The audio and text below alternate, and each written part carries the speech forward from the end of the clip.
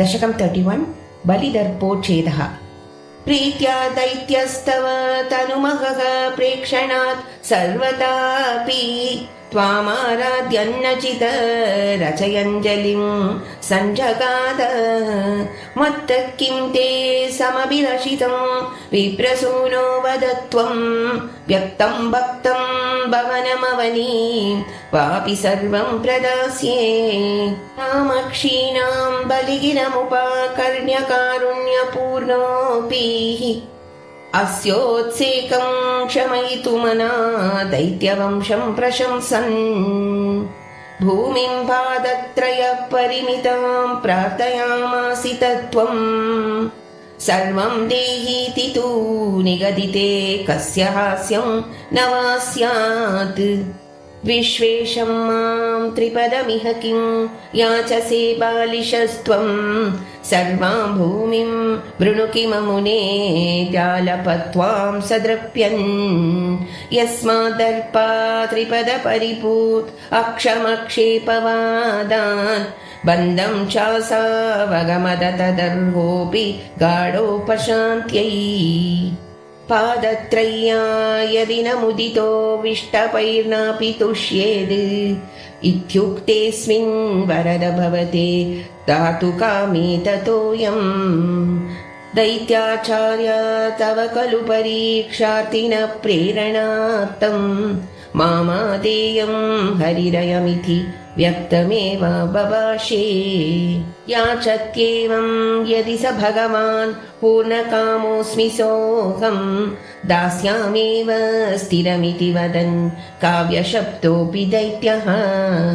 विन्यावल्या निजदयितया दत्तपाद्याय तुभ्यं चित्रं चित्रं सकलमपि सः प्रापयर्तोय पूर्वम्। निस्सन्देहं दितिकुलपतौ त्वय्यशेषार्पणं तत् व्यातन्वाने मुमुचुरुषयः सामरा पुष्पवर्षं। दिव्यं रूपं तव च तदिदं पश्यतां विश्वभाजाम् उच्चैरुच्चैरवृदवदीकृत्य विश्वाण्डभाण्डम्। त्वत्पादाग्रं निजपदगतं पुण्डरीकोद्भवोऽसौ पुण्डितोयैः असिचदपुनाद्यज्जलं विश्वलोकान्। हर्षोत्कर्षात् सुबहुननृते केचरै उत्सवेऽस्मिन् भेरीं निघ्नन् भुवनमचरज्जाम्भवान् भक्तिशाली। तावद्दैत्या त्वनुमतिमृते भर्तुरारब्धयुद्धाः देवोपेतैर्भवदनुचरैः सङ्गता भङ्गमापन्।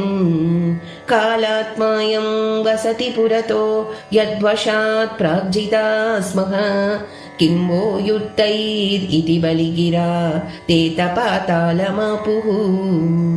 पाशैर्बद्धं पतगपतिना दैत्यमुच्चैरवादीः तातीर्यैकं दिश मम पदं किं न विश्वेश्वरोऽसि। पादं मूर्ध्नि प्रणय भगवन् नित्यकम्पं वदन्तं प्रह्लादस्तं स्वयमुपगतो मानयन्नस्तवीत्वाम्। दर्पोचित्यै विहितमखिलं दैत्यसिद्धोऽसि पुण्यैः लोकस्तेस्तु त्रिदिव विजयी वासवत्वं च पश्चात्। मत्स्यायुज्यं भज च पुनः इत्यन्वगृह्णा बलिं त्वं विप्रैर्सन्तानितमकवर पाहि वातालयेश। गोपिका जीवनस्मरणं गोविन्द गोविन्द नारायण अखिल गुरो भगवन्नमस्ते। दशकं 32 मत्स्यावतारः। पुरा हयग्रीव महासुरेण षष्ठान्तरान्तोऽद्यतकाण्डकल्पे निद्रोन्मुख ब्रह्ममुखादृतेषु वेदेष्वदित्स किल मत्स्यरूपं। सत्यव्रतस्य द्रमिलादिवर्तुः नदीजले तर्पयतस्तदानीं कराञ्जलौ सज्जवलिता कृतस्त्वम् अदृश्यता कश्चन बालमीनः।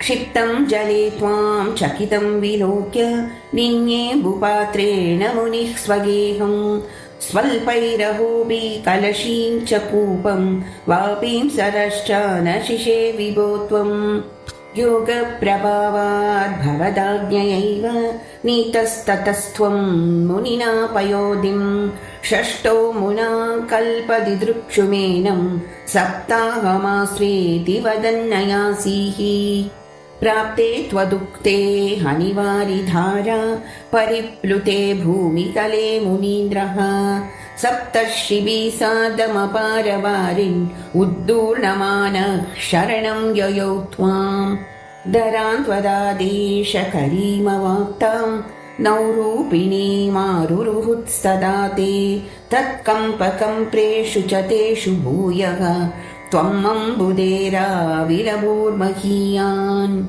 चशाकृतिं योजनलक्षदीर्घां ददानमुच्चैस्तरतेजसं त्वां दीक्ष्यतुष्टा मुनयस्त्वदुक्त्या त्वत्तुङ्गशृङ्गे तरणिं बबन्धुः आकृष्टनौको मुनिमण्डलाय प्रदर्शयन् विश्वजगद्विभागान् संस्तूयमानो नृवरेण तेन ज्ञानं परं चोपदिशन्नचारीः कल्पावधौ सप्तमुनीन् पुरोवत् प्रस्ताप्य सत्यव्रतभूमिपं तं वैवस्वताख्यं मनुमाददानः क्रोधाद्वयग्रीवमभिद्रुतो भूः स्वतिङ्गशृङ्गक्षतवक्षसं तं निपात्य दैत्यं निगमान् गृहीत्वा विरिञ्चये प्रीतहृदे ददानः प्रपञ्चनागारपते प्रपायाः गोपिका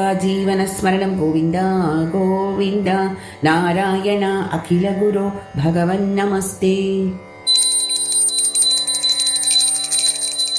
दशकं 33 अम्बरीषचरितम् वैवस्वताख्यमनुपुत्र नभागजात नाभागनामक नरेन्द्रसुतोऽम्बरीषः सप्तार्णवावृतमहीदयितोऽपि रेमे त्वत्सङ्गिषु त्वयि च मग्नमनास्तदैव त्वत्प्रीतये सकलमेव वितन्वतोऽस्य भक्त्यैव देव न चिरादभृता प्रसादं येनास्य याचनमृतेऽप्यभिरक्षणार्थं चक्रं भवान् प्रविततारसहस्रदारम् तद्वादशी व्रतमतो भवदर्चनार्थं वर्षं ददौ मधुवने यमुनोपकण्ठे पत्न्या समं सुमनसा महतीं वितन्वन् पूजां विशेषु विसृजन् पशुषष्टिकोटिम् तत्रादपारणदिने भवदर्चनान्ते दुर्वाससास्य मुनिना भवनं प्रपेदे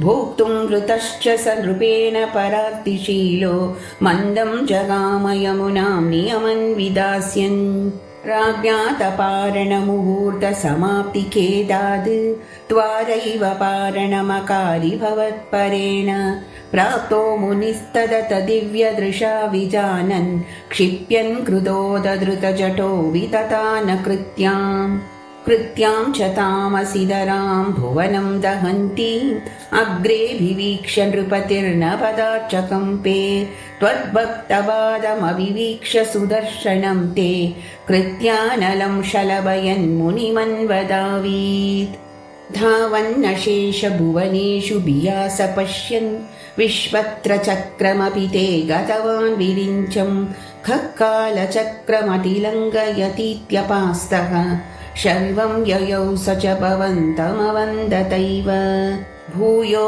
भवन्निलयमेत्य मुनिं नमन्तं प्रोचे भवानहमृषेणनुभक्तदासः ज्ञानं तपश्च विनयान्वितमेव मान्यं याह्याम्बरीषपदमेव भजेति भूमन् तावत् समीत्य मुनिना स गृहीतपादो राजा प्रसृत्य भवदस्त्रमसावनौषीत् चक्रे गते मुनिरदादखिलाशिषोऽस्मै त्वद्भक्तिमागसि कृतेऽपि कृपां च शंसन् राजा प्रतीक्ष्य मुनिमेकसमामनाश्वान् सम्भोज्य साधुतमृषिं विसृजन् प्रसन्नं भुक्त्वा स्वयं त्वयि ततोऽपि दृढं रथोऽभूत् सायुज्यमाप च समां पवनेशपायाः। गोपिका जीवनस्मरणं गोविन्द गोविन्द नारायण अखिलगुरो भगवन्नमस्ते। दशकं 34 श्रीरामावतारः। गीर्वाणैरत्यमानो दशमुखनिधनं कोसले शृङ्गे पुत्र्यामिष्टिमिष्ट्वा ददुषि दशरथक्ष्माभृते पाह्यसग्र्यम् तत्पुक्त्या तत्पुरन्द्रीष्वपि त्रिसुषु समं जातगर्भासु जातो रामस्त्वं लक्ष्मणेन स्वयमत भरतेनापि शत्रुघ्ननाम्ना। कोदण्डी कौशिकस्य क्रतुवरमवितुं लक्ष्मणेनानुयातो यातो भूस्तातवाचा मुनिकथितमनुद्वन्द्वशान्ताद्वकेदः। ऋणां त्रणाय बाणैर्मुनिवचनबलात् ताटकां पाटयित्वा लब्ध्वा मादस्त्रजालं मुनिवनमगमो देवसिद्धाश्रमाख्यम्। मारीचं द्रावयित्वा मखशिरसि शरैः अन्यरक्षांसि निघ्नन् कल्यां कुर्वन्नहल्यां पतिपदरजसा प्राप्य वैदेहगेहम्। बिन्दानश्चान्द्रचूडं धनुरवनिसुताम् इन्दिरामेव लब्ध्वा राज्यं प्रातिष्ठतास्त्वं त्रिभिरपि च समं भ्रातुवीरैः सदारैः। आरुन्दाने रुषान्धे भृगुकुलतिलके सङ्क्रमय्य स्वतेजो याते यातोऽस्ययोध्यां सुखमिह निवसन् कान्तया कान्तमूर्ते। शत्रुघ्नेनैकदातो गतवति भरते मातुलस्यादिवासम् तातारब्धोऽभिषेकः तव किल विहतः केकयाधीशपुत्र्या। तातोक्त्या यातु कामो वनमनुजवधू संयुतश्चापदारः पौरानारुत्यमार्गे गुहनिलयगतेः त्वं जटाचीरधारी। नावासन्तीर्य गङ्गाम् अधिपदविपुना तं भरद्वाजमाराद् नत्वा तद्वाक्यहेतोः अतिसुखमवसिः चित्रकूटगिरीन्द्रे। श्रुत्वा पुत्रार्तिकिन्नं खलु भरतमुखात् स्वर्गयातं स्वतातं तप्तो दत्त्वामृतस्मै निददित भरते पादुकां मेदिनीं च। अत्रिं नत्वा तगत्वा वनमतिविपुलं दण्डकं चण्डकायं हत्वा दैत्यं विरादं सुगतिमकलयाश्चारुभोषारभङ्गीम्। नत्वागस्त्यं समस्ता शरणिकरसपुत्राकृतिं तापसेभ्यः प्रत्यक्षौषीः प्रियेशी। तदनु च मुनिना वैष्णवे दिव्यचापे ब्रह्मास्त्रे चापि दत्ते पतिपितृसुहृदं वीक्ष्य भूयो जटायुं मोदाद् गोदातटान्ते परिरमसि पुरा पञ्चवट्यां वधूट्या। प्राप्ताया शूर्पणख्या मदनचलधृतेरर्तनैरिस्सहात्मा तां सौमित्रौ विसृज्य प्रबलतमरुषा तेन निर्लूननासां। दृष्ट्वैनां रुष्टचित्तं स्वरमभिपतितं दूषणं च त्रिमूर्धं व्याहिंसीराशरान व्ययुतसमधिकां तत्क्षणादक्षतोष्मा।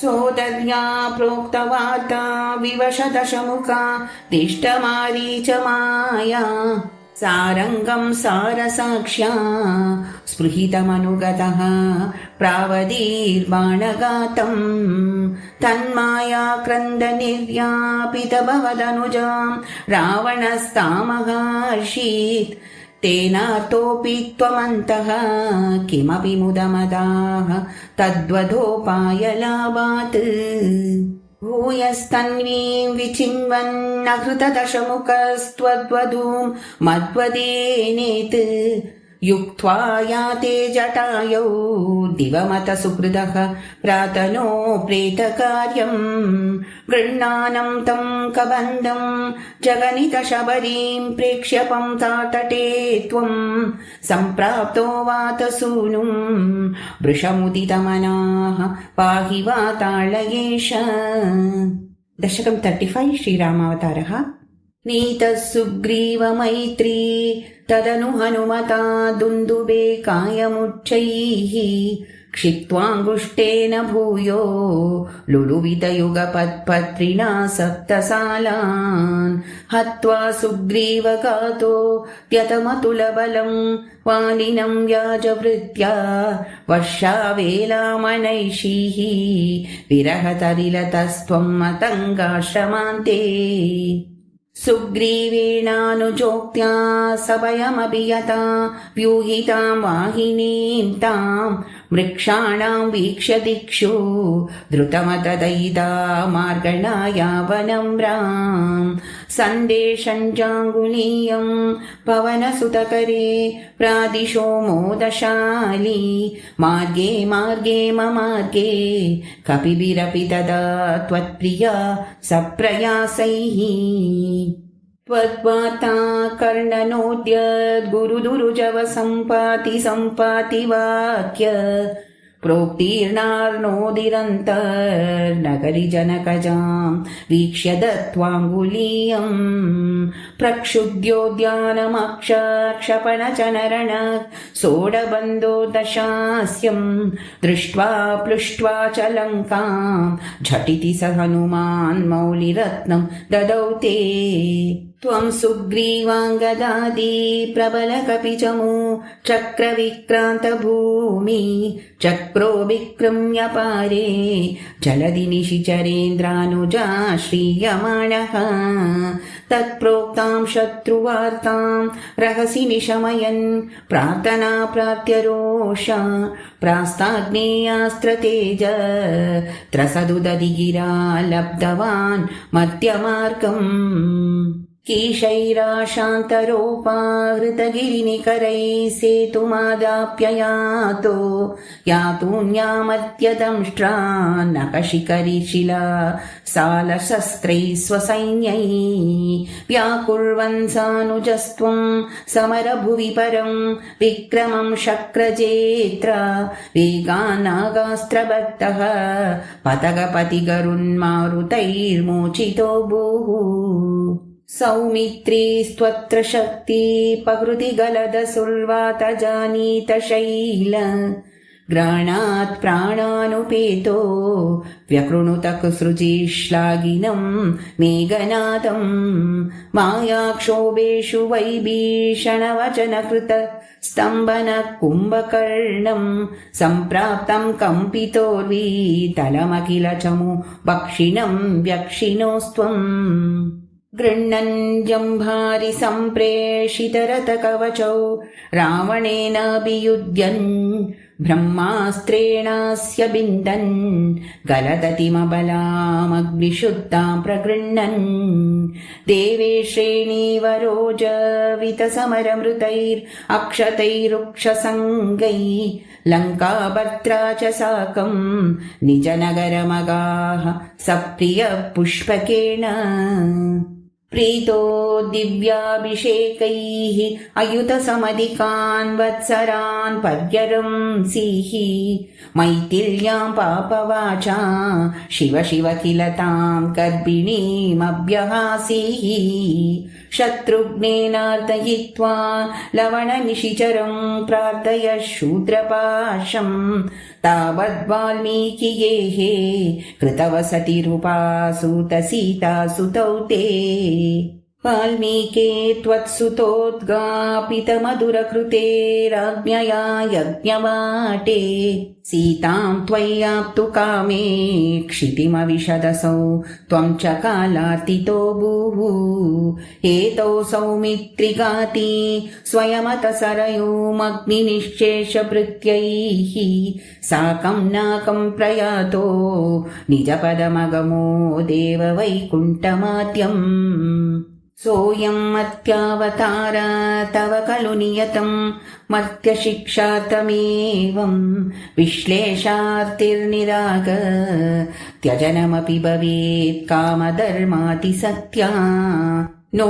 चेत् स्वात्मानुभूते क्वनु तव मनसो विक्रिया चक्रपाणे सत्त्वं सत्त्वैकमूर्ते पवनपुरपते व्याधुनो व्याधितापान् नो चेत् स्वात्मानुभूते क्वनु तव मनसो विक्रिया चक्रपाणे सत्त्वं सत्त्वैकमूर्ते पवनपुरपते व्याधुनो व्याधितापान् जानकीकान्ता स्मरणं जय जय राम राम गोपिका जीवनस्मरणं गोविन्द गोविन्द नारायणो अखिलगुरु भगवन्नमस्ते।